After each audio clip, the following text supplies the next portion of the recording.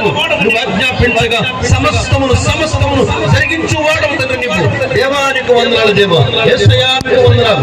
మేఘములను యేసు నామములో బంధిస్తున్న వసించకుండా, యేసు నామములో మేఘములను బంధిస్తున్న వసించకుండా దేవా నీకు దేవుడానికి వందనాలు. ధనుడు దేవానికి వందనాలు దేవా.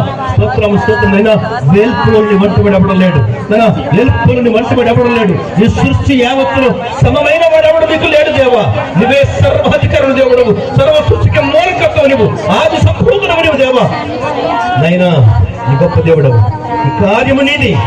ఈ సభలో నీ మహిమాత్మ పెట్టడం ప్రభు పెట్టమండి. నీ నామ మహిమ జరగాలి ఇక్కడ. ఈ మహిమ ఇక్కడ నీ నామ మహిమ పరచబడాలి ఇక్కడ ప్రభు. అది అపవాదికి లయము, యేసు నామమునకు జయము. అపవాదికి లయము, యేసు నామమునకు జయము కలుగును గాక దేవా.